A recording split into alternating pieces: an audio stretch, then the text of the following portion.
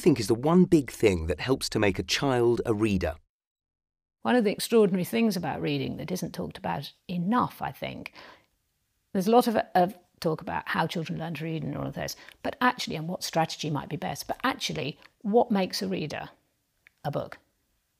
It's finding the book that you really want to read. And so that's the chemistry, that's the chemical moment when a child finds something that they really want to read. Teenagers can also be quite negative about reading. What do you think can help inspire teenagers to read? Well, I think the biggest inspiration, well, I would like to say, again, to get back to the idea that it is the right book, but I think there are lots of ways into reading. And one of the things that's very evident is that good films, far from putting children off reading the book, often take children or teenagers to read the book. You take a book like The Beach, all right, it wasn't a book that was written for children, but it was a great teen novel. It was a sort of almost a teen anthem novel. And a lot of teenagers read the book after they'd seen the film.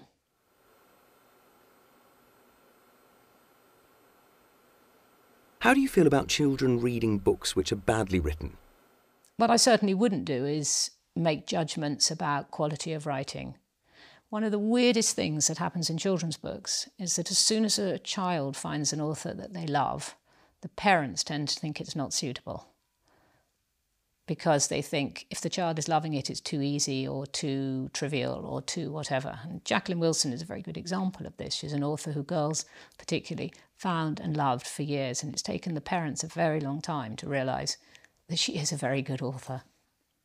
And what do you say about someone like J.K. Rowling, who is, not a great literary stylist, but has some really remarkable qualities in her books, and will be credited over probably 3 more generations for having made children readers? I wouldn't want to say children shouldn't have read her books because they're not of great literary quality.